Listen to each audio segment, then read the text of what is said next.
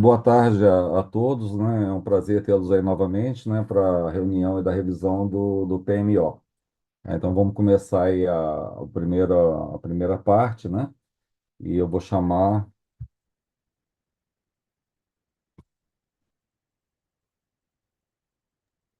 só um Oi, momento. Chico, boa tarde. Sou Isso, eu, obrigado. Beatriz, da Obrigado, Previdência Beatriz. Vamos lá. Meteorológica. Nada. Eu vou compartilhar minha tela aqui com vocês. Boa tarde a todos.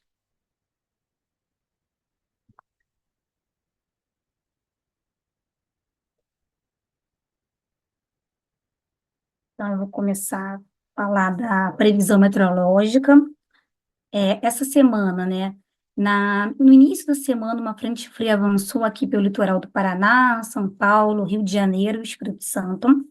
O avanço dessa frente fria provocou chuva fraca, principalmente na região litorânea desses estados, e provocou declínio acentuado de temperatura no sul e no sudeste.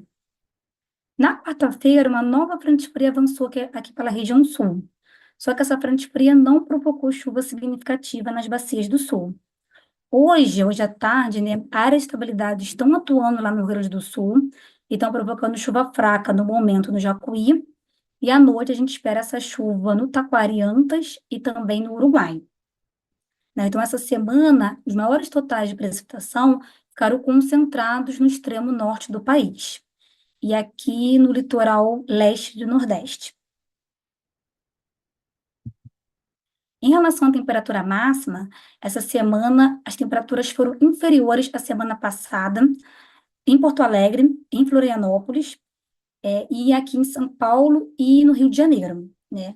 A gente vê que essa mancha aqui azul, ela ficou com um tom mais azul, né, do que em relação à semana passada, por conta desse declínio de temperatura ocorrido no início da semana, pela atuação da massa de ar frio nessas regiões. Nas demais capitais do país, as temperaturas ficaram estáveis. Em relação à radiação solar, no Nordeste, a média da radiação solar essa semana ficou estável em relação à semana passada. Aqui no Sudeste que diminuiu em São Paulo e aqui na faixa litorânea também, né, por conta da nebulosidade do início da semana, da primeira frente. Aqui no sul, a média da radiação solar aumentou um pouquinho em relação à semana passada. A semana passada ficou com nebulosidade a semana toda, né, com chuva. Essa semana a gente não ocorreu isso, né? Então a gente teve um pouco de céu mais claro nessa semana do que na semana passada no sul, né? A média da radiação solar foi maior. E agora a previsão para a semana que vem. Na semana que vem, a gente tem uma mudança aí de padrão, que a área de estabilidade e avanço de frentes frias vão ocasionar precipitação nas bacias do rio Jacuí, no Taquariantas, no Uruguai, no Iguaçu, na Incrementar Itaipu e no Paranapanema. E também em pontos isolados do Tietê. Então, essa mudança de padrão se dá pela essa chuva aqui no Paranapanema e na Incremental Itaipu, que tá bem seco, né? A gente não está observando chuva, a chuva está muito concentrada no Rio Grande do Sul, e às vezes ocorre alguma chuva no Iguaçu, e na semana todos, né, os modelos estão indicando essas áreas de estabilidade atuando aqui no Paraná, né, no sul de São Paulo. Então, atingindo aí o Paranapanema, o Iguaçu, e a incrementar Itaipu também. E aí, em relação às outras variáveis meteorológicas, a temperatura máxima, ela fica em declínio na semana que vem, em toda a região do sul, no Mato Grosso do Sul e no Mato Grosso. A gente tem uma massa de ar frio que vai atuar nessas regiões no início da semana e a outra no final, na sexta-feira. A segunda massa de ar frio, ela é mais forte do que essa primeira. Então, com isso, semana que vem, as temperaturas serão inferiores a essa semana nessas regiões. Nas demais regiões, a gente colocou temperatura estável. Em relação à radiação solar, a gente observa que com essas áreas de estabilidade atuando aqui no estado de São Paulo, a gente espera uma radiação solar menor na semana que vem. Então, por isso que a gente colocou em declínio aqui o estado de São Paulo. Nas demais regiões, ainda continua estável. E em relação à energia eólica, por conta dos sistemas meteorológicos que estão previstos para a semana que vem, área de estabilidade aqui no centro-sul do país, o avanço de frentes frias aqui até latitudes um pouco mais baixas, né, até a altura do Rio de Janeiro. Então, a gente espera que o sistema de alta pressão, que favorece o vento aqui no Nordeste, ele se afaste. Então, com isso, a gente espera uma intensidade do vento menor para a semana que vem. A gente não espera uma geração eólica tão baixa como a gente observou na semana de 22 a 28 do 6, mas uma geração eólica menor do que essa semana, né? Por isso que a gente colocou aqui em declínio. Ela não deve ficar tão baixa como naquela semana, mas também não tão alta como essa semana. Então, por isso que a gente colocou em declínio pela configuração sinótica que está prevendo semana que vem, que é diferente dessa semana. Então, eram esses destaques que eu precisava mostrar para vocês. Obrigada pela atenção e devolvo a palavra para o Chico. Bom, obrigado, Bia. Vou chamar o Fernando, né, da PRH, para falar sobre a previsão hidrológica. Muito obrigado, Chico. Boa tarde a todos. Nesse momento, vou compartilhar a apresentação aqui.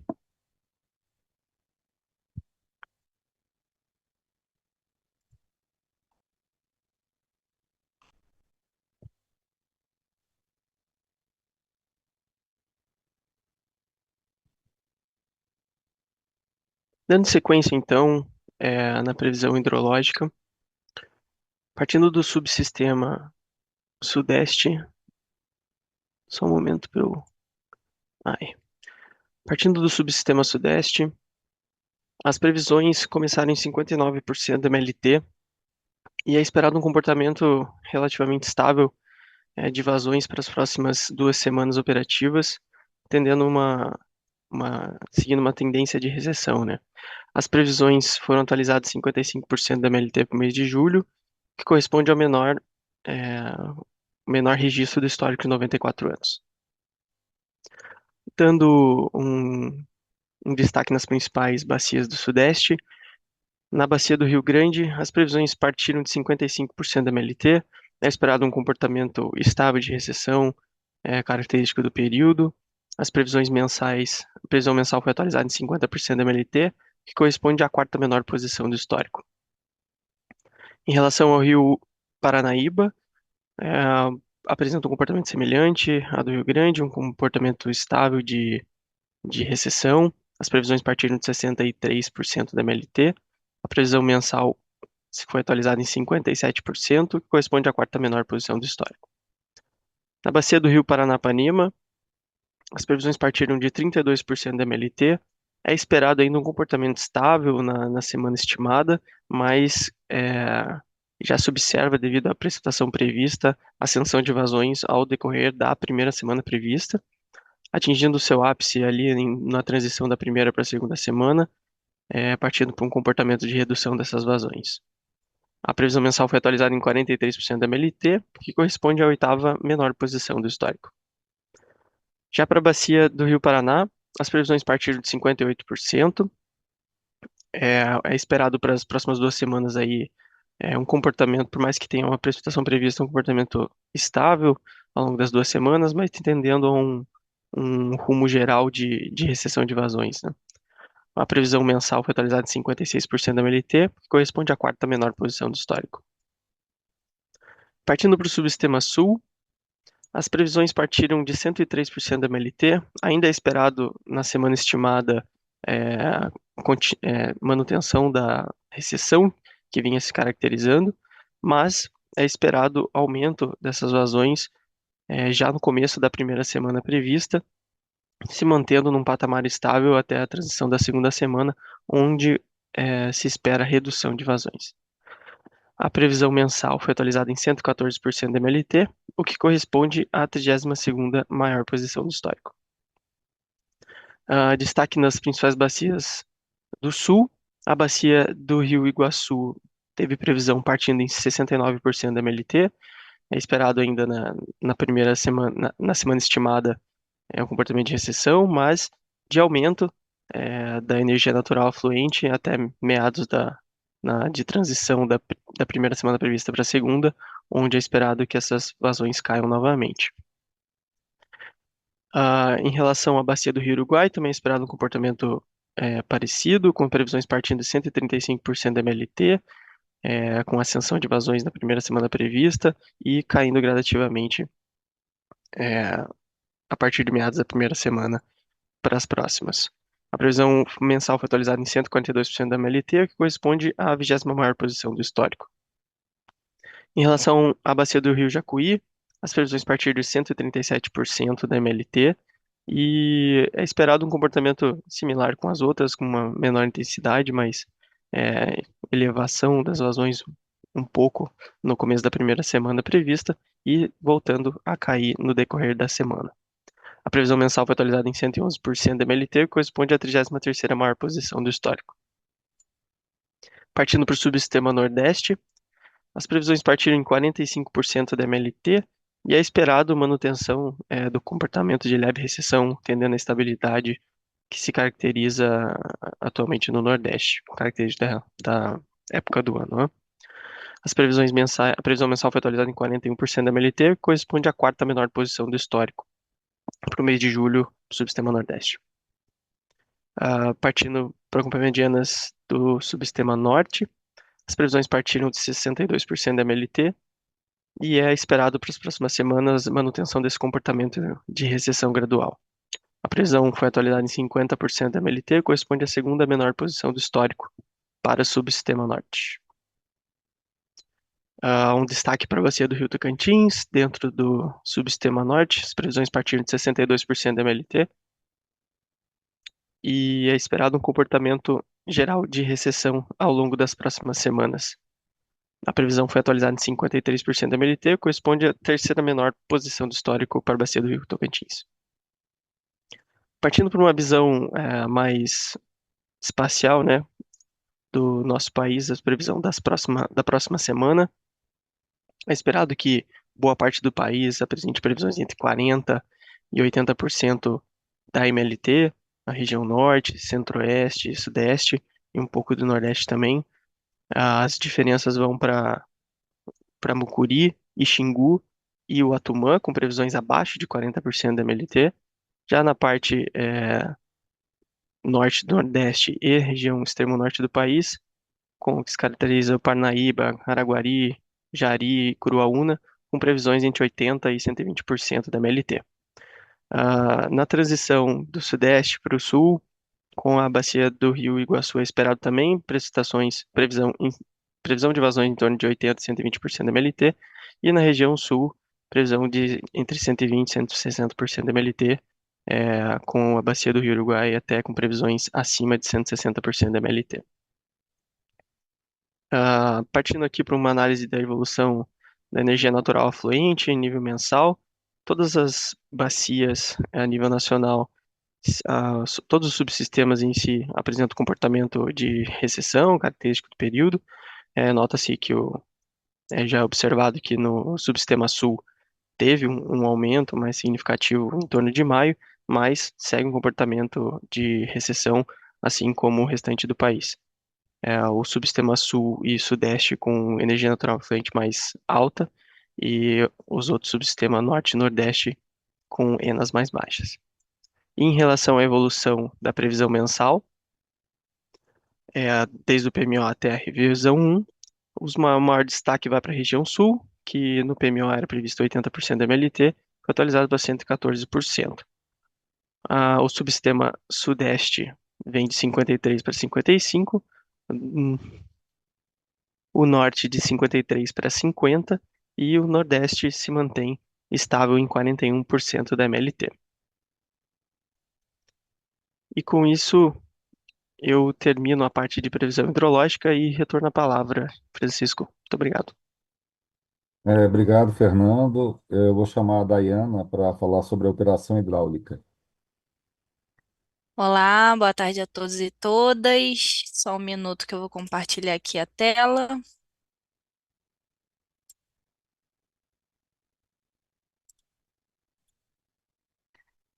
Então, dando sequência aqui na nossa reunião de hoje, eu apresento os destaques da operação hidráulica.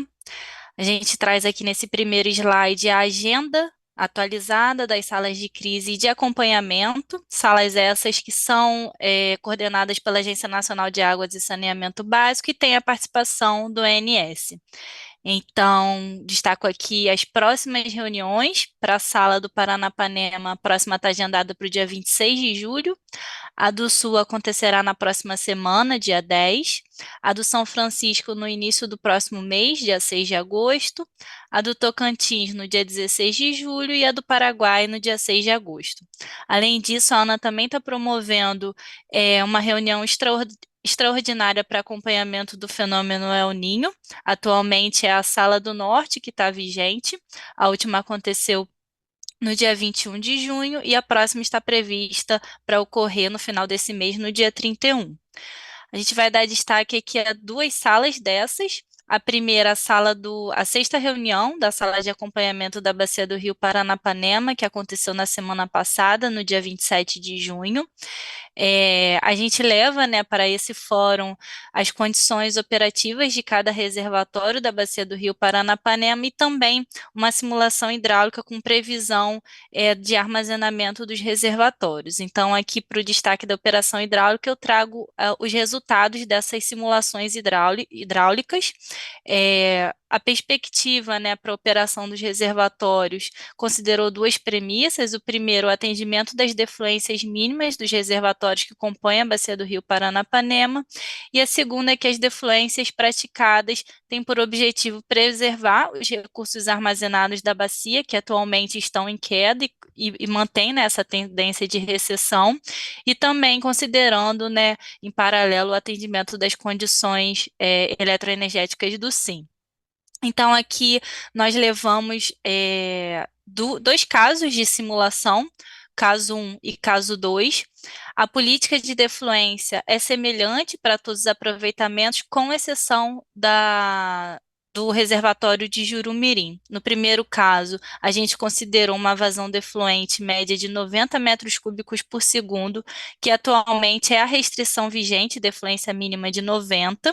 E no segundo caso, a gente considerou uma flexibilização dessa defluência mínima de 90 para 60 metros cúbicos por segundo a partir do dia 8 de julho. Isso para fins de simulação.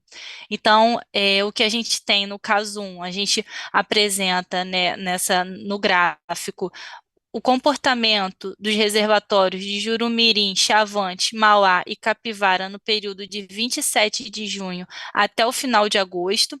Se a gente considera Jurumirim praticando essa defluência mínima de 90, a gente teria uma alteração da faixa operativa com base na resolução da ANA para essa bacia. Então, ali para o final de.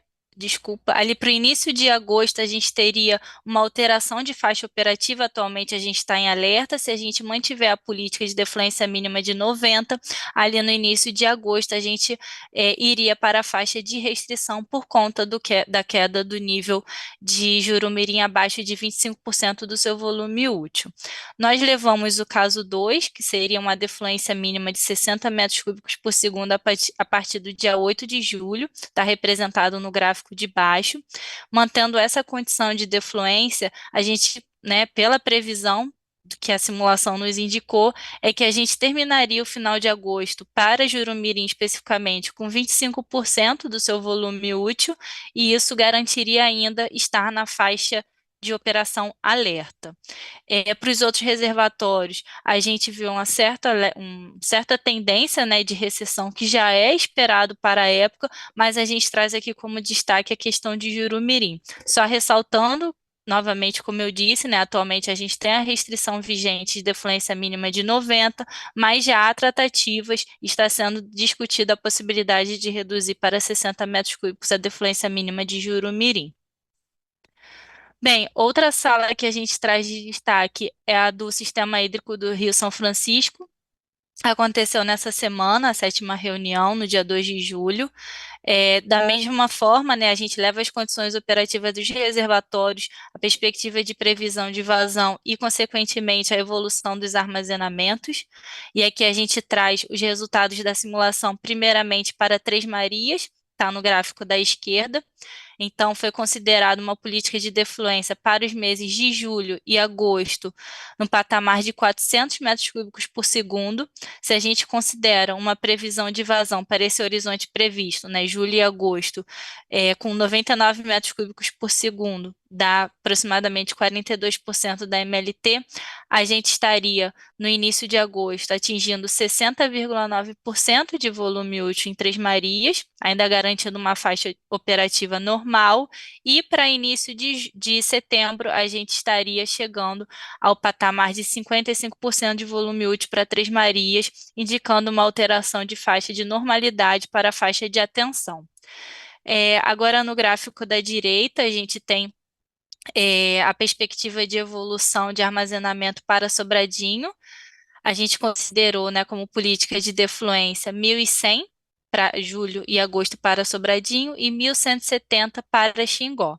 E aí o que a gente tem é que início de agosto a gente estaria também na faixa de normalidade para Sobradinho, com 61,4% do seu volume útil, e para início de setembro a gente alteraria para a faixa de atenção de forma similar a Três Marias, atingindo ali em Sobradinho cerca de 55,2% do seu volume útil.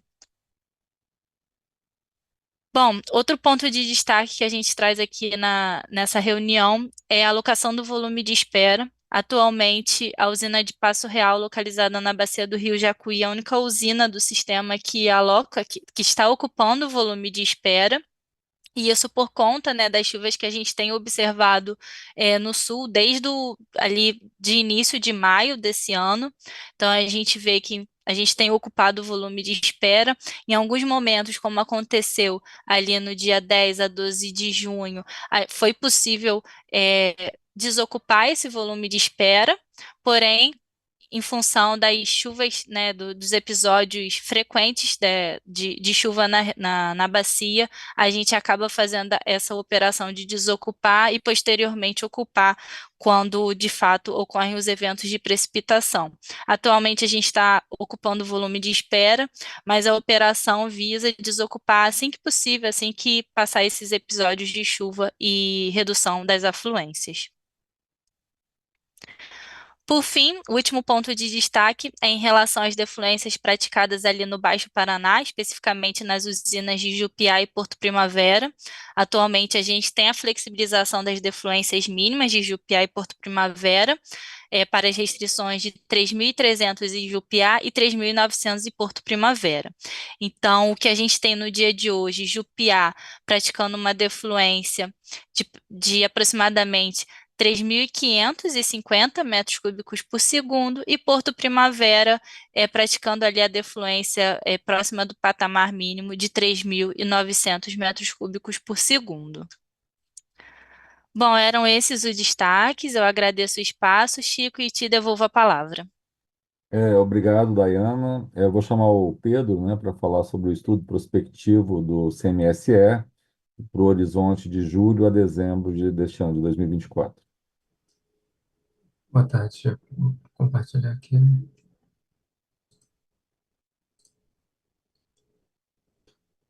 Aparece aí para vocês? Sim. Ok, vamos dar isso.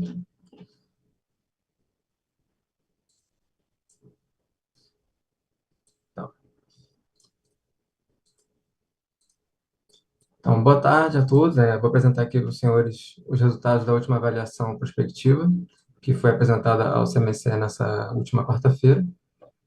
O horizonte dessa avaliação é sempre de 6 meses, e essa última iteração que aconteceu foi de julho a dezembro de 2024. Então, para quem ainda não está familiarizado, o estudo prospectivo é consistido de duas avaliações, visando o atendimento de energia e de potência. O CMSE utiliza os resultados desse estudo para monitorar a evolução do atendimento ao SIM, podendo até também embasar a adoção de medidas operativas excepcionais para garantir o atendimento de tanto de energia e potência. Então, como eu havia comentado, né, foi apresentado ao CMSE nessa última reunião ordinária, na quarta-feira, no dia 3 de julho. Então, os resultados que eu vou mostrar aos senhores a seguir. Então, ok. Nesse slide, então, estão as trajetórias de energia armazenada para o subsistema Sudeste-Centro-Oeste, em percentual do DR máximo. As linhas cheias representam os últimos resultados obtidos nesse último estudo e as linhas pontilhadas, os do estudo anterior, do mês passado. Nota-se um comportamento similar, né, até o final de setembro, em ambos os cenários, devido à baixa incerteza, né, do período seco. A partir de outubro, a previsão de vazões começa a apresentar maior dispersão e, portanto, os armazenamentos tendem a ter trajetórias mais distintas. Então, percebe-se que ambos os cenários projetam um início de período úmido sem atrasos, com uma recuperação mais expressiva, naturalmente até no cenário superior, mas também é possível ver essa característica no cenário inferior ali a partir de outubro. E nenhum deles tem expectativa de atingimento da CREF, né, da curva de referencial de armazenamento. Nenhum dos cenários tem expectativa que chegue próximo à curva para esse último estudo. A seguir aqui, analogamente, né, temos, analogamente ao último slide, agora para o SIM, o Sistema Interligado, como um todo, são percebidas trajetórias também parecidas com as do subsistema Sudeste-Centro-Oeste, em forma, né, chegando até em valores até mais confortáveis devido aos demais subsistemas também ajudando ali na conta. Mas basicamente a análise é a mesma, também sem expectativa de chegar próximo à curva de referência. Seguindo, esse slide é possível ver como ficou o despacho térmico para ambos os cenários, e também o custo marginal de operação para o subsistema Sudeste. Nota-se no cenário inferior despacho térmico acima da inflexibilidade a partir de julho, e CMOs que chegam ali próximo aos R$ 280. Lembrando que esses custos foram obtidos com o modelo Decomp, tá? Então, com a expectativa de um bom início de período úmido, né, a projeção do CMO começa a cair ali a partir de outubro para o cenário inferior e um pouco antes ali para o cenário superior. Seguindo. Então, aqui na avaliação de potência, nesse slide, encontra-se então o resultado onde é avaliado o atendimento de potência para a hora mais crítica, né, com maior carga e utilizando assim, o P5 de geração eólica. Então, como se fosse realmente o momento mais crítico do sistema. E projeta-se a necessidade, portanto, de despacho térmico adicional em todos os meses, né, do horizonte para atendimento de potência, sendo novembro o mês mais crítico, até por conta da maior carga aqui a ser atendida, de 98,7 gigawatts. Seguindo, aqui temos alguns bullets de conclusão. Então, assim, esse slide a gente vai resumir, né, algumas conclusões que foram apresentadas nesse estudo. Então, primeiramente, temos a redução de armazenamento, né, que foi mostrado nos primeiros slides, característica do período seco, até o final de setembro ali, e a projeção de recuperação a partir de outubro, com o início do período úmido e sem expectativa, né, de atingimento da curva de referência. Também foi feita uma estimativa do ganho decorrente da política de minimização das defluências do Baixo Paraná, que ficou em cerca de 7 pontos percentuais entre os meses de abril e julho. E no cenário hidrológico, né, para o cenário inferior, né, há expectativa de despacho térmico acima da inflexibilidade até dezembro de 24, como foi mostrado no slide de geração térmica. E finalmente, ali, o último bullet, para o atendimento de potência, né, como nós acabamos de ver, em condições de demandas elevadas associadas ali a um baixo desempenho da geração eólica, a expectativa de despacho térmico adicional para todo o período do estudo. Então, seguindo. Além disso, os senhores já devem estar sabendo, mas já está disponível e agora atualizado para esse último estudo também o nosso Power BI, né, com os resultados mais detalhados, né? Então, podem ser encontrados nesse link, lá no site aberto do INS. Se os senhores forem em energia do futuro e seguida suprimento energético, os senhores vão encontrar lá o nosso Power BI, avaliações prospectivas para atendimento de energia e potência e a seção dos resultados.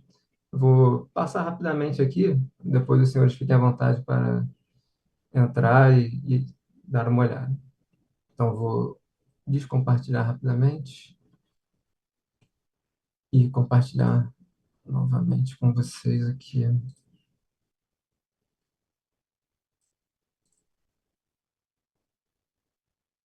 Já voltou a aparecer aí, Chico? Sim. Ok, obrigado.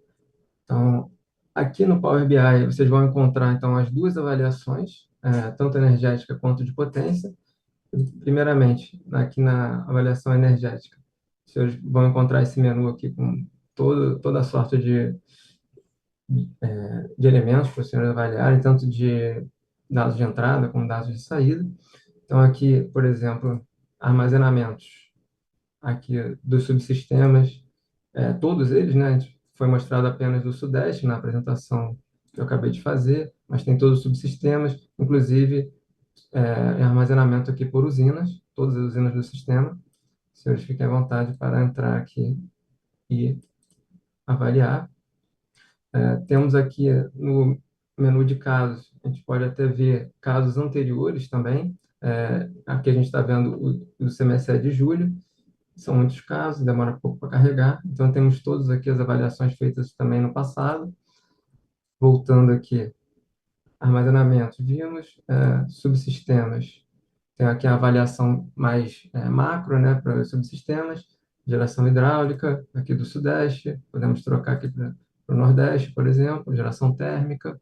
Então, os senhores fiquem à vontade. E aqui também, térmica, por exemplo, podemos ver a térmica do Nordeste, especificamente, fluxos de intercâmbio, os fluxos que foram praticados aí no estudo.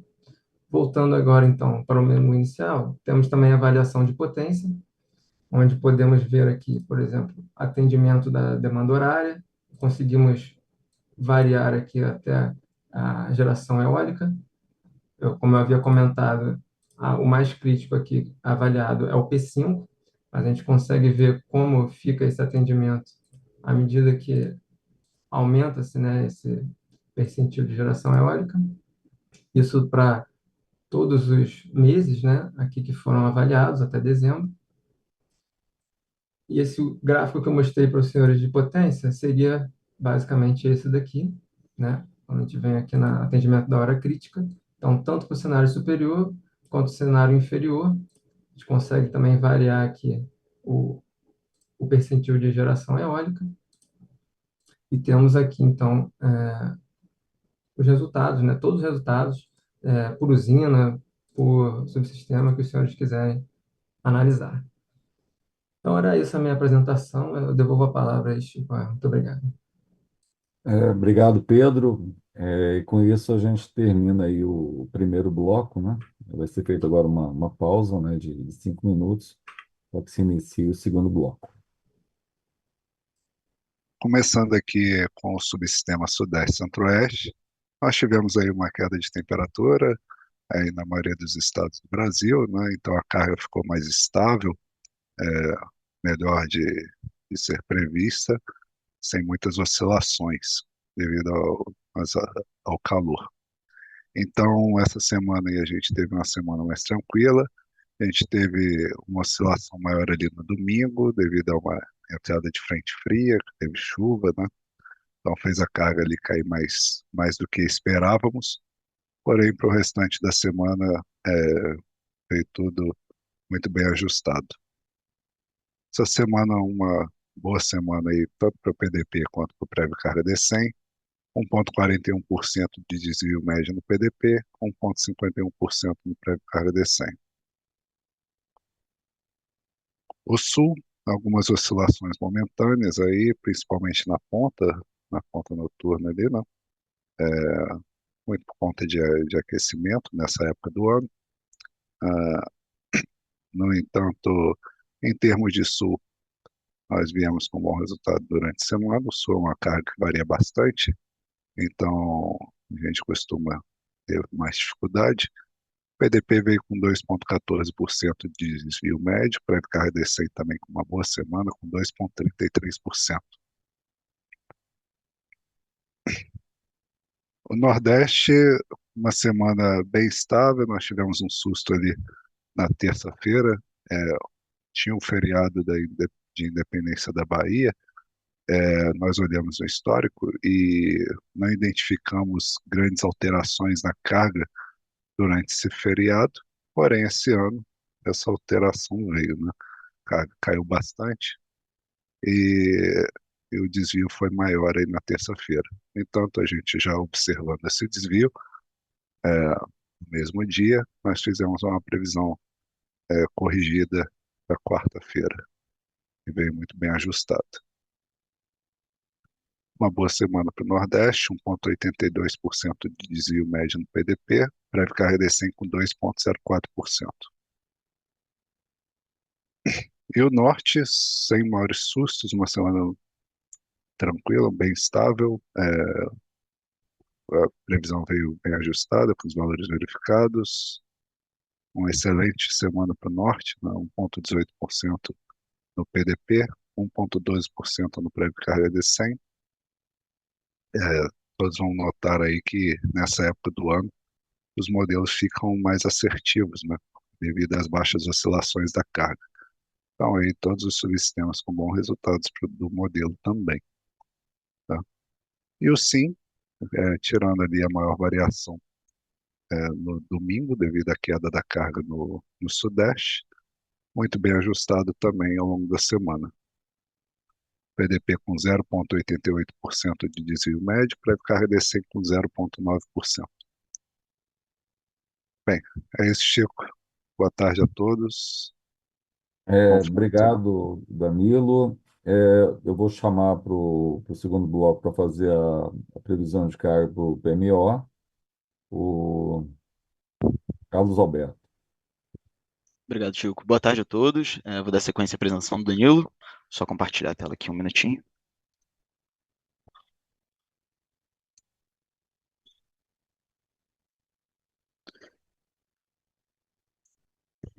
Bem, começando com os destaques meteorológicos e feriado no estado de São Paulo.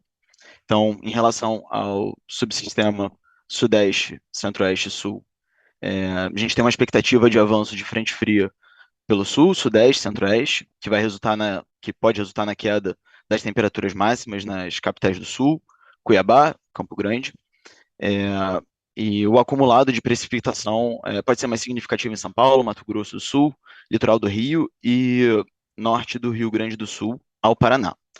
Também existe a possibilidade de geada nas serras gaúchas, na Serra Gaúcha e na Serra Catarinense, no final da próxima semana operativa. Também tem um destaque para a ocorrência do feriado em 9 de julho, na terça-feira, no estado de São Paulo, que também pode impactar a carga. E em relação aos subsistemas Norte e Nordeste, as temperaturas e precipitações devem se manter estáveis em relação à semana atual e ao comportamento típico para essa época do ano. Previsão de chuva no litoral da Bahia até o Rio Grande do Norte, com intensidade comparável à observada na semana atual. Agora eu vou falar dos subsistemas, né, a revisão semanal por subsistema, começando pelo subsistema Sudeste e Centro-Oeste. Então, para a estimativa da semana 1, a gente utiliza os valores verificados e as previsões do final dessa semana operativa. Então, os valores observados ficaram próximos à nossa previsão, desviando 0,3% abaixo, com o valor final de 41.334 megawatts médio. Os valores observados nas semanas seguintes estão nas semanas 2, 3, 4 e 5 não tiveram ajustes nessa revisão, mas vale a pena ressaltar que a frente fria pode impactar a carga, que faz com que as nossas previsões para as semanas seguintes fiquem menores que a semana 1. Vale destacar também que o feriado de 9 de julho ele ocorre nessa segunda semana, Então, existe uma tendência para puxar a carga da semana 2 para baixo em relação às outras semanas. E, bem, hoje eu esqueci de falar que, em relação ainda à primeira semana, os valores observados ficaram muito próximos da nossa previsão, desviando apenas 0,3%, e um valor final de 41.334. E assim, o valor de julho revisto teve uma variação de apenas 0,1% da expectativa original, totalizando o valor de 41.078 megawatts médio. Em relação ao subsistema sul, as temperaturas máximas elas ficaram um pouco acima do previsto na semana em curso, então houve um desvio de 2,9% acima da expectativa original e um valor final de 12.766 megawatts médio. Semanas 2, 3, 4 e 5 não tiveram ajustes, mas a frente fria e geada podem impactar na carga. E assim, o valor de julho revisto teve variação de apenas 0,5% acima da expectativa original, com o valor final de 12.612 megawatts médio. Passando para o subsistema Nordeste, os valores observados eles estão em linha com a nossa previsão, desviando apenas 0,3%, com um valor final de 12.317 megawatts médio. E para as semanas 2, 3, 4 e 5, não aconteceram ajustes nessa revisão, e a carga segue pareada com a semana 1. Então, visto que há uma tendência de estabilidade da temperatura para a semana seguinte. Então, assim, o valor final estimado para o mês de julho ficou em 12.211 megawatts médio, variando 0,1% do original. Agora, para o subsistema norte, o valor da semana em curso teve um desvio de 1,3%, totalizando um valor final de 7.768 megawatts médio, e isso impactou nas revisões das semanas seguintes. Então, houve um aumento na previsão da semana 2 de 1,5%, e nas semanas seguintes, na 3, 4 e 5, de 0,8%.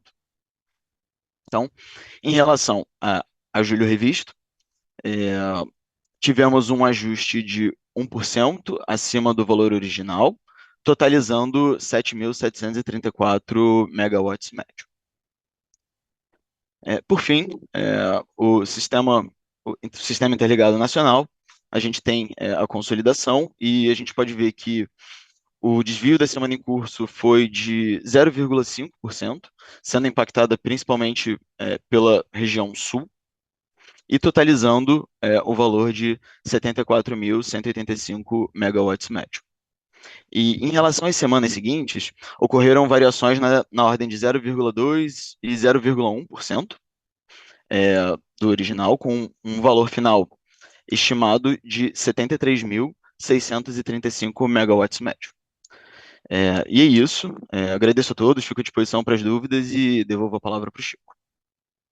Obrigado, Carlos Alberto. Eu vou chamar o João Pedro, né, para falar sobre os resultados do PMO. Obrigado, Chico. Eu vou compartilhar minha tela aqui.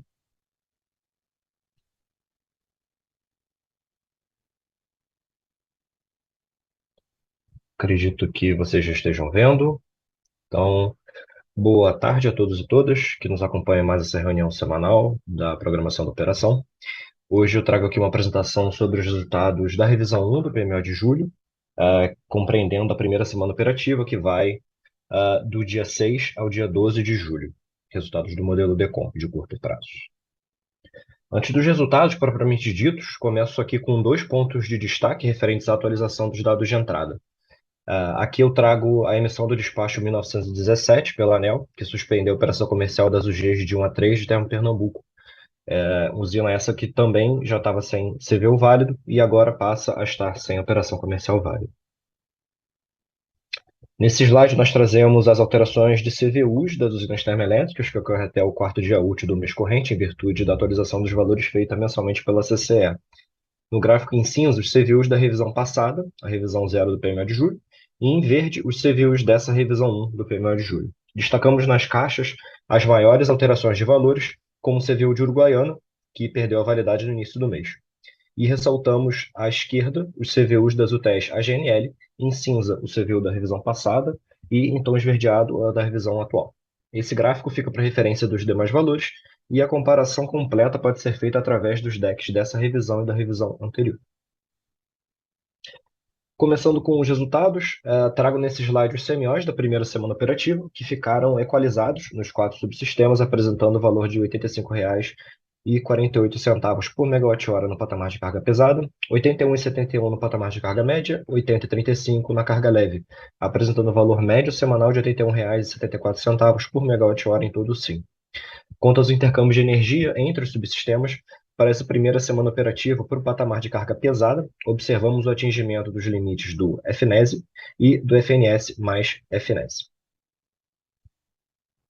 Agora nós trazemos o despacho térmico comandado pelo modelo DECOM para a primeira semana operativa, que se deu integralmente por inflexibilidade declarada pelos agentes e vista aqui em verde escuro, sem despacho por restrição elétrica ou por ordem de mérito, como mostra a tabela. Para o SIM, nós temos um despacho previsto de 3.923 megawatts médios, distribuído entre os subsistemas da seguinte forma: 2.327 para o Sudeste e Centro-Oeste, 624 para o Sul, 0 megawatts médios para o Nordeste e 972 para o Norte. Nós aproveitamos também para ressaltar sempre que os valores aqui apresentados de despacho comandado pelo DECOMP são apenas indicativos, porque o despacho por ordem de mérito é comandado pelo modelo DECEM na etapa de programação diária. Ainda com relação ao despacho térmico, nós temos as usinas AGNL, que devem ser comandadas com antecedência de 2 meses. Nessa revisão 1 do PMO de julho, nós estamos indicando o despacho ou não para a semana compreendida entre os dias 7 de setembro e 13 de setembro de 2024, pelo modelo DECOMP. Para isso, nós calculamos o benefício marginal do despacho para esse horizonte de 2 meses à frente, e assim não foi observada a indicação de despacho antecipado por ordem de mérito para as usinas AGNL de Santa Cruz, Luiz OR Melo e Porto Sergipe, visto que o benefício GNL foi de R$ 79,25 por megawatt-hora, valor esse inferior aos CVUs de todas essas usinas, como mostra aqui a tabela. Agora passamos para o armazenamento dos subsistemas. Nesse gráfico do slide, as linhas indicam os valores de armazenamento para os estágios determinísticos do estudo, com as mais escuras de acordo com essa revisão 1 de julho, enquanto as linhas mais claras indicam os valores do PMO de julho apresentado na última semana. Para o segundo mês de agosto de 2024, nós modelamos um estágio estocástico em que nós trabalhamos com cenários, e assim nós trazemos a distribuição dos armazenamentos nos cenários por meio dos gráficos de boxplot, sendo o boxplot mais à esquerda para os resultados do PMO de julho e mais à direita para essa revisão 1. Começando pelo Sudeste Centro-Oeste, no canto esquerdo superior, partimos de 66,4% no início da semana operativa, de acordo com os níveis de partida informados pelos agentes, devendo alcançar 62,1% ao final do primeiro mês. Já em agosto, nós temos cenários variando entre 54,8% e 60,8%, com valor esperado de 56,8% para o Sudeste Centro-Oeste. Para o Sul, nós partimos de 86,7%, devendo chegar ao final do primeiro mês em 80,8%. No segundo mês, temos maior dispersão, com cenários variando entre 45,7% e 95,8%, com valor esperado de 76,7% de armazenamento para o Sul. Nordeste, partimos de 68,1% ao início do estudo, devendo chegar ao final do primeiro mês a 63,6%. No segundo mês, pouca dispersão, com cenários variando entre 56,6% e 58,7%, valor esperado de 57,5%. E fechando com o Norte, nós partimos o estudo com 90,5% e previsão de chegar ao final do primeiro mês com 89,9%. Já no segundo mês, temos cenários que indicam armazenamentos entre 84,7% e 86%, com valor esperado de 85,4%.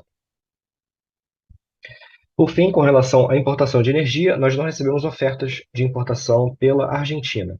E pelo Uruguai, nós recebemos ofertas de importação pelas comercializadoras Enel e BTG Pactual. A oferta da Enel foi dividida em 6 blocos de 50, 50, 25, 25, 50 e 50 megawatts médios para todos os patamares de carga. O CVU de cada bloco pode ser visto aqui na parte inferior da tabela, variando entre cerca de R$ 571 e R$ 2.044 por megawatt-hora. As diferenças com relação aos valores ofertados nessa última revisão, na parte inferior aqui da tabela, nos mostram que na última revisão nós não havíamos recebido oferta pela Enel. Já a oferta da BTG Pactual foi dividida em 6 blocos de 100, 100, 50, 50, 100 e 100 megawatts médios para todos os patamares de carga. Os CVUs de cada bloco também estão na tabela, na parte inferior, e variaram entre cerca de R$ 587 a R$ 2.099 por megawatt-hora. As diferenças com relação aos valores ofertados na última revisão ficam explicitados aqui na parte inferior da tabela também. A gente aproveita para ressaltar que essas ofertas recebidas não são consideradas nas simulações energéticas. E passados os resultados da revisão 1 do PMO de julho de 24, nós vamos agora às intervenções energéticas relevantes, aproveitando para relembrar o nosso critério de relevância, que seleciona intervenções em UGs que alterem limites sistêmicos ou que sejam realizadas em UGs de grande porte. Começo aqui com o Sudeste Centro-Oeste, com uma manutenção preventiva na UG3 de embarcação programada para o dia 6 de julho. Em Henry subterrânea, nós temos a substituição do painel de serviço auxiliar programada para o período de 6 a 9 de julho, nas UGs 11 a 16. Em Ilha Solteira, nós temos teste preliminar de Black Start, programado para o dia 7 de julho, nas UGs 11 a 15 e 18 a 20, e corretiva na UG de 20, programada entre 8 e 12 de julho. Para Três Irmãos, temos serviços no link da UG na subestação, programada entre 8 e 9 de julho para a sua UG2. Passando para o norte, temos em Peixe Angical uma manutenção preventiva na UG2, de 8 a 12 de julho. Em Estreito, também preventiva na UG3, programada de 8 a 29 de julho. E em Lajeado, temos preventiva na UG2, programada entre 8 e 12 de julho. Passando para o sul, em Governador Ney Braga, nós temos manutenção preventiva na UG3, para o dia 7 de julho. E em Salto Osório, temos preventiva de 10 de julho a 10 de agosto para a sua UG6. E para o Nordeste, nós não trouxemos destaques segundo o critério de relevância selecionado. Com isso, eu concluo minha apresentação de hoje. Agradeço a todos pela atenção, devolvo a palavra ao Chico e fico à disposição para esclarecer qualquer dúvida que tenha surgido ao longo da apresentação. Muito obrigado. Obrigado, João Pedro, e com isso a gente encerra aqui o segundo bloco. Vamos fazer uma pausa aí de 5 minutos. Boa tarde a todos e todas novamente, né, dando início ao terceiro bloco, né, mas antes antes do início do terceiro bloco, vamos responder algumas perguntas, né, que se encontram aqui no chat. A pergunta do Alexandre Nascimento, da Hidroenergia, né, o comentário dele antes da pergunta. Prezados, notamos no relatório ACOM-PH, comparando as emissões mais recentes de algumas semanas atrás, que a vazão das usinas do Paranaíba vem sendo corrigidas para cima continuamente. Como as vazões dessas usinas estão em momento de queda, esperávamos que a metodologia de suavização do hidrograma adotado pelo ONS levasse a correções para baixo e não para cima. Vocês repararam esse comportamento? Conseguem explicar o que vem acontecendo? Para responder essa pergunta, eu vou chamar o Fernando. Muito obrigado, Francisco. Obrigado, Alexandre, pela pergunta. E seguindo dando um pouco mais de detalhamento, né? Essas modificações entre os dias ela pode ocorrer sem alteração de nenhum dado, e muito por conta do método de como a consolidação dos dados é feita e utilizar médias móveis. E à medida em que o tempo vai passando, essa média móvel vai ficando mais completa. Na modulação quantitativa, que é a metodologia usada nos exemplos apontados, parte do tratamento aplica a média móvel centrada em 31 dias. Então, existem diferenças, elas costumam aparecer, mas é observado que elas são pequenas. Em relação à análise direta dos documentos da COMPH apontado, do dia 5 do 7 e do dia 20 do 6, as vazões naturais e incrementais elas estão em recessão conforme esperado. E a gente vê mais variação, mais no sentido do comentário, em relação aos dados de afluência, que tem influência da operação da cascata. E não necessariamente se espera um comportamento análogo ao comportamento geral de recessão, devido realmente a essa parte de coordenação de operação dentro da cascata toda. Se por acaso ficou alguma dúvida nesse sentido, eu peço que envie alguma análise mais detalhada, com exemplos numéricos e tal, para a nossa central de atendimento, que a gente vai poder debater esse assunto aí. Agradeço novamente a pergunta e devolvo a palavra, Francisco. Obrigado, Fernando. Dando continuidade aí das perguntas que foram efetuadas, né? Natália, da Enercore, ela fez uma pontuação e depois ela fez uma pergunta. É que na última sexta-feira ela havia enviado uma dúvida por e-mail, né, sobre os valores utilizados para o limite de recebimento pela região sul, logo ao término do PMO. E ela cita que ela havia encontrado algumas divergências em relação ao limite obtido, em função dos bipolos do Xingu e também da premissa de geração de Itaipu. Ela gostaria de saber se foi analisada essa pergunta que ela havia feito, né, e se há possibilidade de haver alguma inconsistência nos valores utilizados. E para responder essa pergunta, eu vou chamar o João Pedro. Obrigado, Chico. Natália, obrigado pela sua pergunta. Nós recebemos a sua dúvida no dia 28 de junho, né? Recebemos por e-mail e também na central de atendimento. E houve um problema na nossa resposta, acabou não sendo enviada. Nós checamos a sua dúvida instantaneamente, assim que você mandou, nós verificamos novamente os valores apresentados e realmente os valores estão corretos do relatório, não houve nenhum erro na consideração nem na definição dos limites. Tá bom? E aí nós vamos novamente responder o seu e-mail, como acabou não sendo enviado, nós vamos responder hoje mesmo e responder o seu chamado também com a demonstração dos números, tá bom? Agradecemos mais uma vez o envio da dúvida aqui no chat para que a gente pudesse esclarecer a questão. Chico? Obrigado, João Pedro. Dando continuidade, tem uma dúvida do Alessandro, da Petrobras. Ele cita que na publicação da notícia sobre a carga do dia 21 de junho no site, o link para acessar o relatório não está funcionando, né? Se isso poderia ser verificado, né? E para responder essa pergunta, eu vou chamar o Alessandro. Não, Alessandro, não, Douglas. Douglas, isso. Boa tarde, Francisco. Boa tarde a todos. Boa tarde, Alessandro. Nós já pedimos aqui para nossa equipe, esse problema já foi normalizado. Então, peço para você realizar o teste aí para ver se está tudo ok com você, Alessandro. Obrigado. Era isso, Chico. Obrigado. Dando continuidade, eu vou chamar o João Pedro novamente para responder uma questão do Marcelo, da Copel GT, em relação a se tem previsão do novo CVU da UTE-UEGA. Boa tarde novamente. Marcelo, obrigado pela sua pergunta.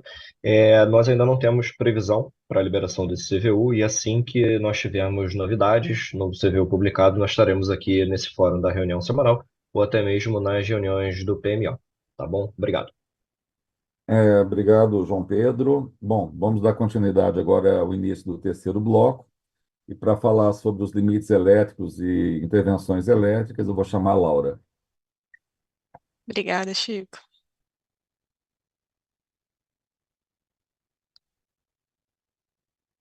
Boa tarde, pessoal.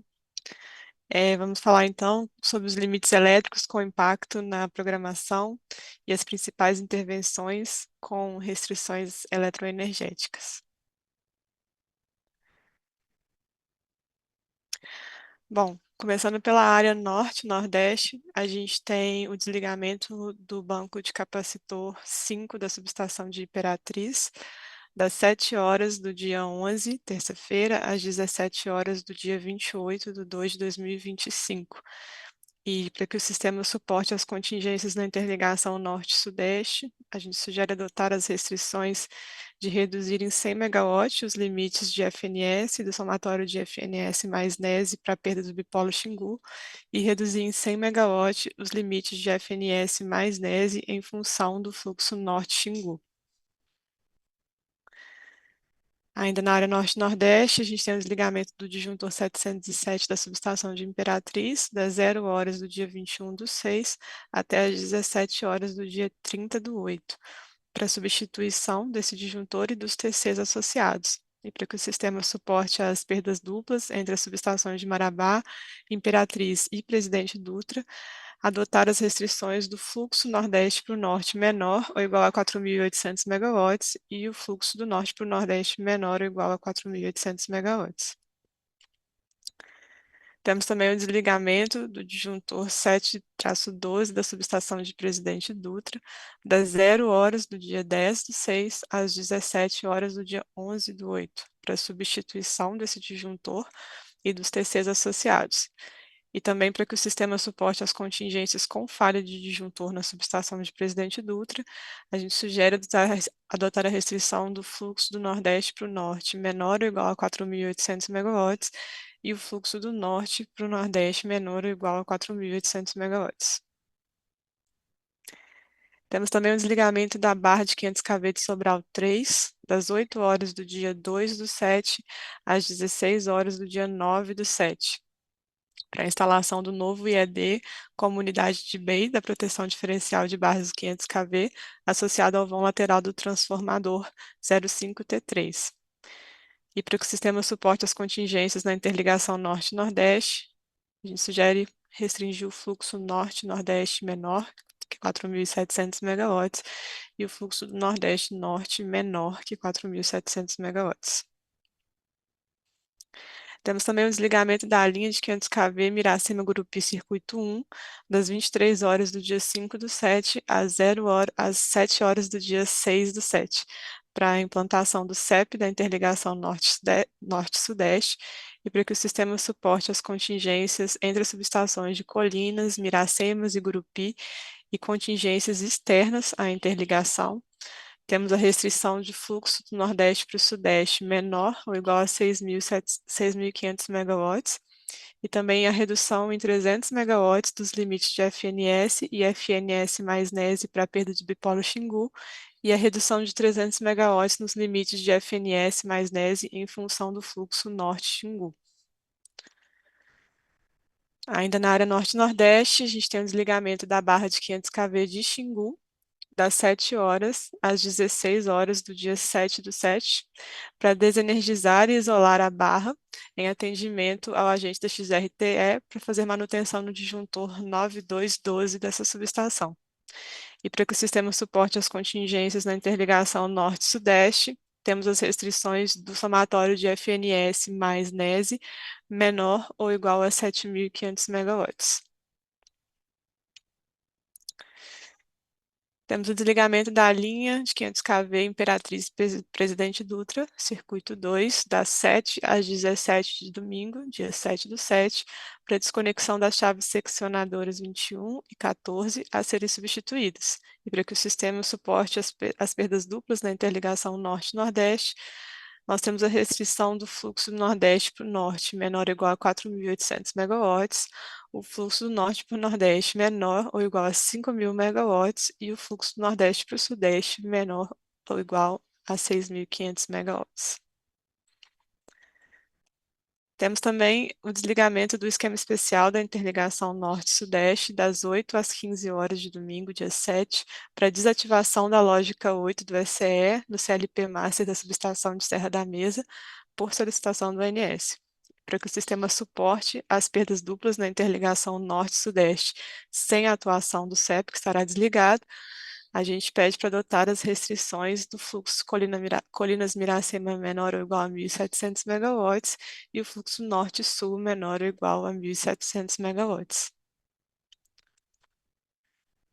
Temos também o desligamento da linha de 500 kV Colinas Miracema Circuito 3, das 0 às 7 do dia 9, para a implantação do CEP da interligação Norte-Sudeste e para que o sistema suporte as contingências entre as subestações de Colinas, Miracema, Gurupi e as contingências externas à interligação. Temos a restrição do fluxo da Colinas Miracema entre menos 2.300 megawatts e mais 2.300 megawatts.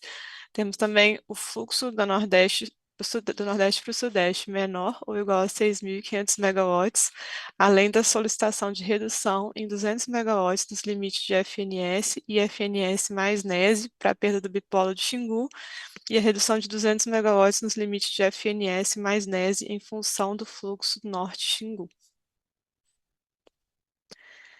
Temos também o desligamento do SCE da usina de Tucuruí das 23 horas do dia 9 às 7 horas do dia 10, para bloqueio do corte de máquinas da UHE Tucuruí para implantação do novo CEP da interligação Norte-Nordeste-Sudeste E para que o sistema suporte as perdas duplas na interligação norte e sudeste e na área 500 kV da região norte, sem que haja atuação do corte de unidades geradoras da UHE Tucuruí, sugere-se a restrição do fluxo de Colinas Miracema menor ou igual a 1.700 megawatts e o fluxo do norte-sul menor ou igual a 1.700 megawatts. Já na área Minas Gerais, nós temos o desligamento da linha de 500 kV, Governador Valadares 6, Mutum, Circuito 2, das 10 às 17 horas do dia 6 e das 7 às 17 horas do dia 7, para uma manutenção corretiva e para que o sistema suporte dinamicamente a perda do outro circuito da linha de 500 kV, Governador Valadares 6, Mutum. Nós programamos e mantemos o fluxo do Nordeste para o Sudeste menor que 5.800 megawatts e o recebimento do Sudeste Centro-Oeste menor que 9.800 megawatts. Adicionalmente, nós temos a redução em 300 megawatts nos limites de FNESE e FNS mais NESE em função do fluxo Norte-Xingu e também a redução de 300 megawatts nos limites de FNESE e FNS mais NESE para a perda de um dos bipolos do Xingu. Na área 500 kV do Nordeste, temos o desligamento da linha de 500 kV Quixadá-Fortaleza 2, das 6 às 15 horas do dia 7, para substituição de cadeia de isoladores. E para que o sistema suporte dinamicamente as contingências simples e duplas de linhas de 500 kV na interligação Norte-Nordeste, e para que não ocorra sobrecarga inadmissível nas linhas de 230 kV da região do Ceará e Rio Grande do Norte, temos a restrição do fluxo Nordeste para o Norte menor que 4.000 megawatts e do Nordeste para o Sudeste menor que 5.500 megawatts. Na área de interligação Sul-Sudeste, temos o desligamento do banco de capacitor série da linha de 765 kV Foz do Iguaçu e Vaporã Circuito 3, das 6h30 do dia 28 às 15h30 do dia 23 de janeiro de 2025, para substituição dos capacitores sérios na subestação de Ivaiporã. E para manter a integridade do sistema nas perdas duplas de linhas de 765 nesse trecho, a gente está limitando se o número de unidades geradoras em Itaipu 60 Hz for menor que 5, reduzir o limite do recebimento sudeste em 1.200 megawatts. Se o número de unidades geradoras em Itaipu 60 Hz for maior ou igual a 5 unidades geradoras, reduzir o limite do recebimento sudeste em 600 megawatts. Lembrando que essas são penalizações não adicionais aos limites já existentes para suportar a perda tripla nesse tronco. Também na interligação sul-sudeste, temos o desligamento do banco de capacitor série da linha de Ivaiporã, Itaberá Circuito 3, também das 6h30 do dia 28/6 até as 15h30 do dia 23 de janeiro de 2025, também para substituição dos capacitores sérios na subestação de Ivaiporã. E para que o sistema mantenha a integridade nas perdas duplas de linhas de 765 kV, nós temos que, se o número de unidades geradoras em Itaipu 60 Hz for menor do que 5 unidades geradoras, reduzir o limite do RSE em 1.200 megawatts. Se o número de unidades geradoras em Itaipu 60 Hz for maior do que 5 unidades geradoras, reduzir o limite do RSE em 600 megawatts. Ainda na área de interligação sul-sudeste, temos também o desligamento do banco de capacitor série da linha Itaberá Tijuco Preto Circuito 3, das 6h30 do dia 28/6 às 15h30 do dia 23 de janeiro de 2025, também para substituição dos capacitores sérios, agora na subestação de Itaberá.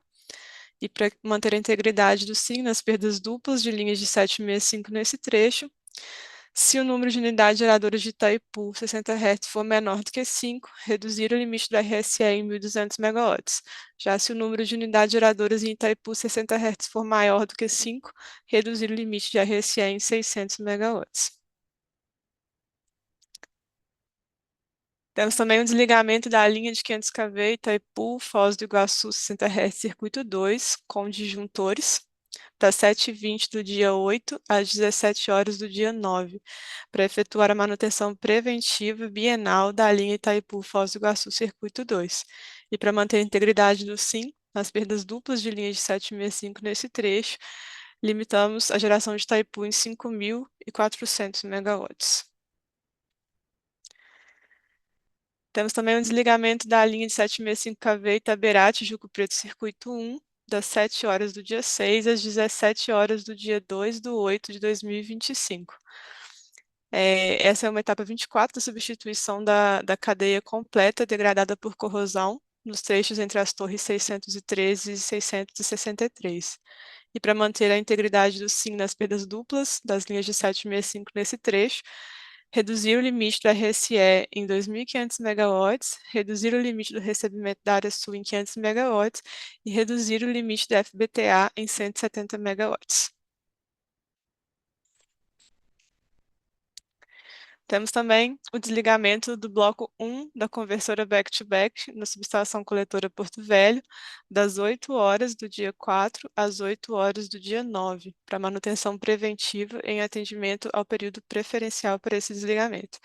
E para que a área Acre-Rondônia suporte os defeitos na subestação da coletora Porto Velho 230 kV, que possam ocasionar a perda da conversora back-to-back remanescente, programar e manter o back-to-back menor ou igual a 250 megawatts e o FACRO entre menos 100 megawatts e 200 megawatts. Temos também o desligamento da seção de barra P1 de 230 kV da subestação coletora Porto Velho, das 9 às 14 do dia 7, para manutenção corretiva de urgência em uma seccionadora.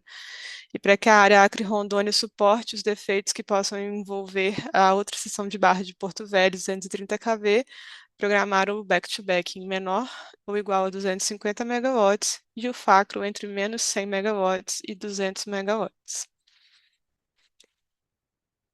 Temos também o desligamento da seção de barra P1 230 kV da subestação coletora Porto Velho, das 8h30 às 13 horas do dia 7, para manutenções preventivas em atendimento ao período preferencial para esse desligamento. E para que a área Acre-Rondônia suporte os defeitos que envolvam a seção de barra remanescente da Porto Velho 230 kV, programar o back-to-back menor ou igual a 250 megawatts e o FACRO entre menos 100 megawatts e 200 megawatts.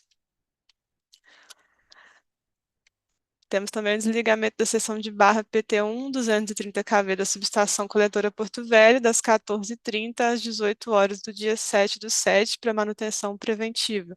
E para que a área Acre-Rondônia suporte os defeitos que possam envolver seções de barra em Porto Velho 230 kV, programar o back-to-back menor ou igual a 250 megawatts e o FACRO entre menos 100 megawatts e 200 megawatts. É isso, Chico. Estamos à disposição, pessoal, para qualquer dúvida. Obrigada. Obrigado, Laura. Eu vou chamar a Patrícia para falar sobre a política operativa. Obrigada, Chico. Boa tarde a todos. Vou compartilhar aqui a tela. Bom, nós vamos apresentar agora a política operativa para a semana do 29/6 a 5/7, abordando com acompanhamento do DCEM na programação diária. Nessa representação, nós temos a distribuição do balanço da semana, né, de 29/6 a 5/7, por fonte de geração.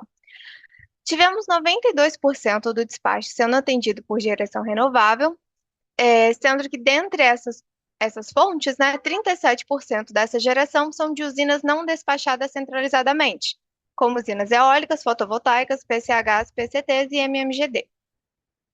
Destaque-se que o montante de geração total ele foi similar ao que foi despachado na semana anterior, e as maiores diferenças observadas entre as fontes de geração foram a redução de geração hidráulica de aproximadamente 1,5 GB, a redução da participação de geração eólica em aproximadamente meio gigawatt médio e o aumento da geração térmica em aproximadamente 1,7 gigawatt médio. Aqui nós vamos apresentar uma análise gráfica comparativa entre os valores de ICML do DCEM e do DECOMP para os 4 subsistemas.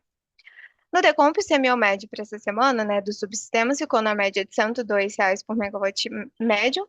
E no DCEM, no dia 30/6, em todos os subsistemas, houve uma redução do valor de ICMO em função da redução da demanda no vale de carga do domingo. Os valores de ICMO mais elevados no horário de ponta em todos os subsistemas são devidos, né, ao atendimento à ponta de carga. Já no sistema Nordeste, houve valores de ICMO nulo durante a semana operativa, e E o motivo disso, né, é a limitação na exportação do subsistema, o SPNE, conforme definido na IO-NNE. Por fim, no subsistema norte, podemos observar durante a semana operativa valores de CMO mais elevados decorrentes do limite do fluxo Jurupari-Oriximiná, né, o fluxo JPOR, que é definido na IO-NN5MM. As demais diferenças de CMO entre os modelos se devem ao melhor detalhamento de carga no modelo D100. Nesse gráfico, nós temos a representação de CMO por barra durante uma meia hora e destacamos que apenas 30% do total de barras do SIM são mostradas. Podemos observar que o CMO destacado aqui na região norte e ele é decorrente da limitação do fluxo Jurupari-Oriximiná. Esse slide apresenta o Blockspot com os valores de CMO por barra para os 4 subsistemas para o dia 5 de julho.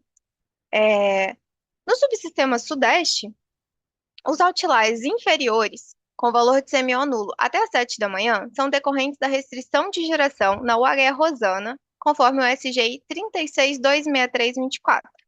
De forma similar, também com CMO nulo, só que entre 9 e 16, são devidos à restrição de geração da UHE Manso, conforme o SGI 27.39724.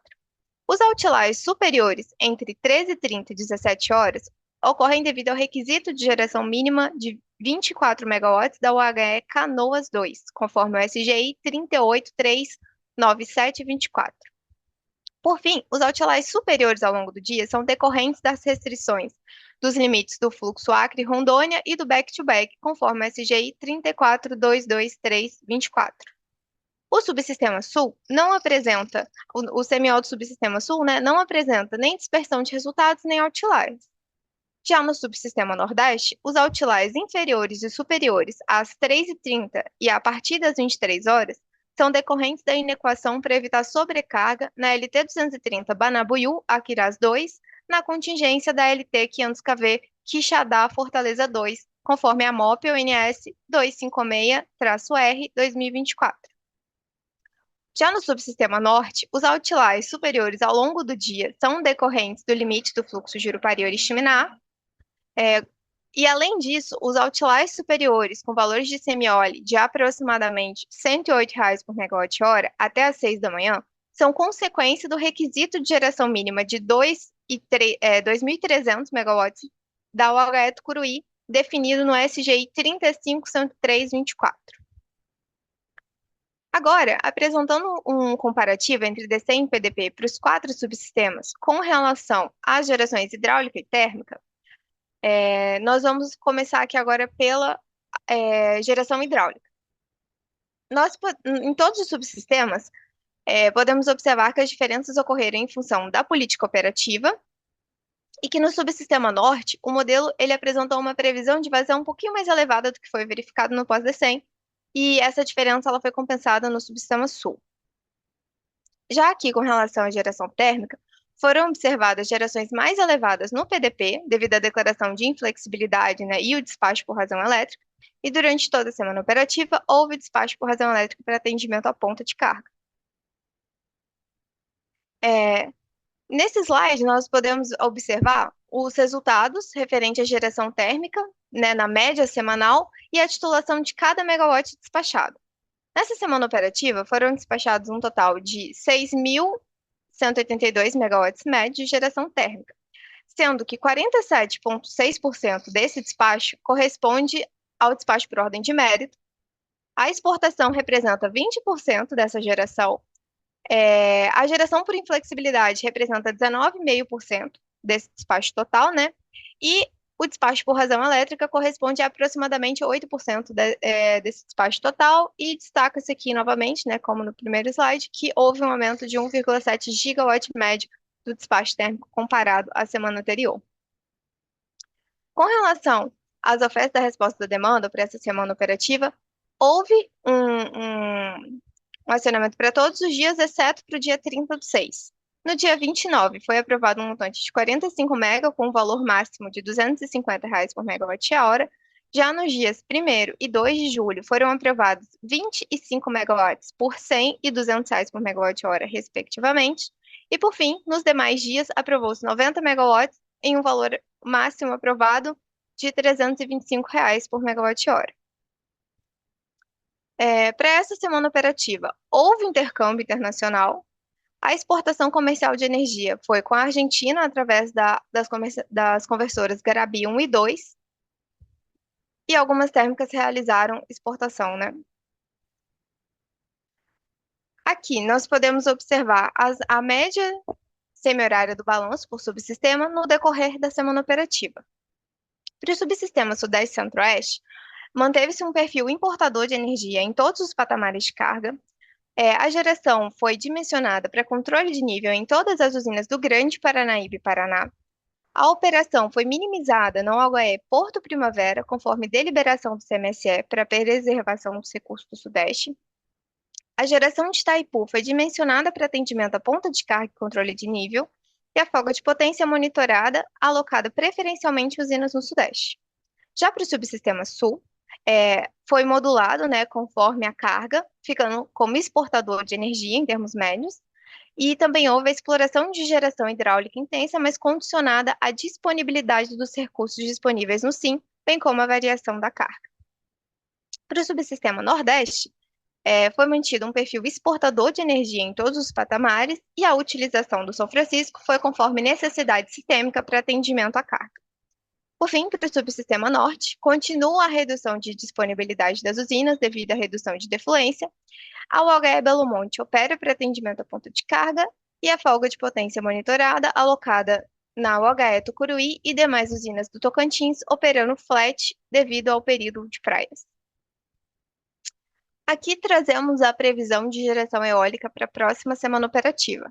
É possível observar uma variação de geração eólica ao longo dessa próxima semana, sendo que a maior média é de 15,1 gigawatts médio na sexta-feira, dia 12, e a menor de 10,8 gigawatts médio para o dia 9/7, terça-feira, ficando aí uma diferença entre o máximo e o mínimo, né, na ordem de 4,3 gigawatts médios. Por fim, nós trazemos os destaques para a política operativa da próxima semana. No Sudeste e Centro-Oeste, a utilização dos recursos das bacias do Rio Grande e Paranaíba, conforme a necessidade de alocação na carga média e pesada e controle de nível. Restrição das defluências das usinas do Rio Tocantins e operação flat em função do período de praias da região. Minimização dos recursos do Tietê e Paranapanema para evitar o impacto de restrições de operação. O subsistema Sul continua a exploração de geração hidráulica nas bacias do Jacuí, Uruguai e Iguaçu, de acordo com a possibilidade de alocação em todos os períodos de carga. Já no Nordeste, minimização da média diária do recurso das bacias do São Francisco e modulando para atendimento à ponta de carga. O Norte, exploração da geração da usina Belo Monte para atendimento à ponta de carga, conforme disponibilidade energética, e Aguaé Tucuruí, seguindo a curva de deflacionamento. O atendimento à ponta de carga, né, a folga de potência monitorada alocada preferencialmente em usinas do Sudeste e Centro-Oeste e na Aguaé Tucuruí, e a avaliação diária de despacho térmico para atendimento à ponta. Agora, alguns informes para a próxima semana.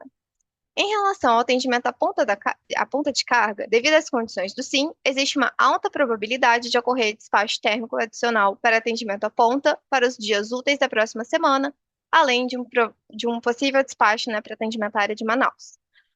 Sob a previsão de EVT, para a próxima semana operativa, há a possibilidade de energia vertida turbinável no fim de semana.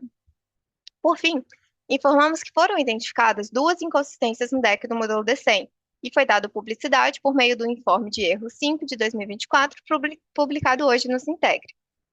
Essas inconsistências foram, a primeira, vinculadas aos SGIs 31597, 33474 e 33483, que indisponibilizam 3 circuitos do tronco do 765 kV de Furnas, e que, com isso, a recomendação é seguir os limites definidos para perda tripla descritos na IO-ONSSE. As seguintes restrições não foram consideradas no DEC do dia no dia 28/6. Então, a partir do DEC do dia 29/6, foram consideradas, né, de maneira simplificada, as restrições de geração de Itaipu 60 Hz limitada em 4.900, o FSE em 5.000, RSE em 7.500 e o RSUL limitado em 7.000 MW, durante a vigência dos SGIs, né? A segunda inconsistência foi o limite do fluxo Norte Xingu para o horizonte de estudo sem rede, que estava sendo considerado limitado em 3.000 megawatts de maneira equivocada desde o DEC do dia 1º de janeiro de 24. No DEC do dia 30 do 6, esse limite foi alterado para 6.000 megawatts, conforme a revisão zero do relatório técnico ONS DPL 686 de 2023, que também está disponível no Sintegre. Eu agradeço a todos e devolvo a palavra para você, Francisco. Obrigado, Patrícia. Com isso, a gente encerra o terceiro bloco. Nós vamos fazer uma pausa de 5 minutos, né? E ao retorno, nós responderemos as perguntas pendentes. Obrigado, até mais. Boa tarde a todos novamente, né? Dando continuidade da nossa reunião, né, quanto às perguntas pendentes. Eu vou chamar. Inicialmente, eu vou responder a pergunta da Maria, da Alupar, né, quanto ela fez uma colocação aqui quanto à geração eólica prevista pelo WEO, que indicou mais geração no DEC do New Age de maio. Ela questiona se o valor está correto, né, e se poderiam ser disponibilizadas as revisões referente aos meses de junho e julho. Essa pergunta já foi encaminhada, né, à área, né, relacionada e vai ser respondida rapidamente, tá? Aí pelos meios aí de comunicação da ONS. Para outra pergunta aqui que ficou do Santiago, da Pampa Sul, né, ele questiona aqui, baseado nas projeções, ele pergunta, né, é possível afirmar que haverá despachos adicionais das térmicas até a recuperação dos reservatórios a partir de outubro, né? Mantendo o acompanhamento pela programação diária? Então, para responder essa pergunta, eu vou chamar o Pedro. Beleza. Obrigado pela pergunta, Santiago. Primeiramente, em relação à avaliação energética, a expectativa para os próximos meses é de redução dos armazenamentos, né, como foi mostrado na apresentação, mas isso é normal para o período seco. Mas como foi pontuado na apresentação também, os níveis prospectados ainda estão longe de atingir ali a curva de referência. Então, a condição atual é de monitoramento dessa evolução dos armazenamentos, portanto, não há expectativa de despacho por garantia energética nesse momento. E referente à avaliação de potência, poderão sim ser indicados despachos adicionais de geração, como foi mostrado, principalmente nos dias de demanda elevada e baixo desempenho da geração eólica. Mas esse já é o processo normal da programação diária, a partir da rodada do D100 e da etapa do pós-D100. Então, agradeço novamente a pergunta e devolvo a palavra a ti. Obrigado, Pedro. Tem uma outra pergunta aqui que ficou para ser respondida, do Lucas Almir, da Scopus Energia. Ele pergunta aqui que nos horários, né, das 19 horas, ele aponta que o DECEM continua apresentando valores mais altos de CMO. Segue o diagnóstico, né, de que a razão para isso é principalmente devido às vazões baixas do norte. Há perspectiva de piora ou melhora desse fator nas próximas semanas? Quais são os outros principais fatores para isso? Para responder essa pergunta, né, do Lucas Almir, eu chamo a Patrícia.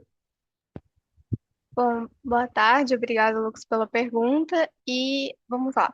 A variação do CMO na ponta, né, ela é motivada pela elevação da carga, redução de eólica, né, nesses patamares e também menor disponibilidade de recursos hidráulicos. Principalmente das usinas situadas na região norte do Brasil, que apresentam uma potência muito menor do que a esperada para essa época do ano. Nós sempre apresentamos aqui na reunião semanal as previsões de monitoração de afluência, carga e eólicas para a próxima semana, também de forma a dar transparência nos dados que estão sendo utilizados na formação do CMO, e contudo o valor, mas assim, o valor exato mesmo, né, indicado, ele é indicado apenas na rodada diária do DCEM. É isso, muito obrigada. Obrigado, Patrícia. Agora nós temos duas perguntas que vão na mesma linha, né? A primeira do Alessandro, da Petrobras.